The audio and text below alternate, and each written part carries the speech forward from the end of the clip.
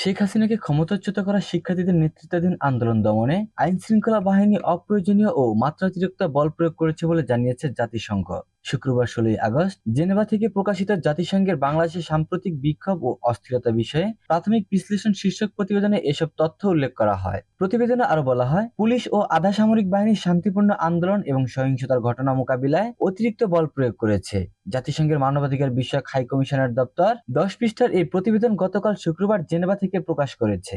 গত 5ই আগস্ট ছাত্র জনতার গণ আন্দোলনের মুখে শেখ হাসিনা পদত্যাগ করে ভারতে পালিয়ে যাওয়ার মধ্য দিয়ে তার 15 বছরের শাসনের অবসান ঘটে। তিনি ক্ষমতাচ্যুত হওয়ার আগে 6 জুলাই থেকে 4ই আগস্ট পর্যন্ত চলমান আন্দোলনের প্রায় 400 জনের মৃত্যুর খবর এবং 5 থেকে 6 আগস্টের মধ্যে প্রায় 250 জনের মৃত্যুর কথা প্রতিবেদনে উল্লেখ করা হয়েছে। আইন শৃঙ্খলা বাহিনী পরিস্থিতি মোকাবিলায় অপ্রয়োজনীয় এবং অতিরিক্ত বল প্রয়োগ করছে বলে সুস্পষ্ট ইঙ্গিত রয়েছে।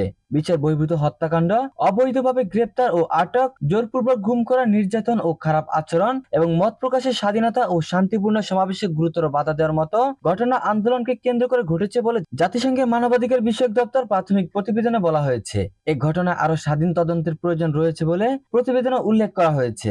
আইন শৃঙ্খলা দ্রুত পুনরুদ্ধার এবং আরো প্রাণহানি, সহিংসতা ও প্রতিশোধমূলক কাজ বন্ধ করার প্রয়োজনীয়তার উপর জোর দেওয়া হয়েছে এই প্রতিবেদনে।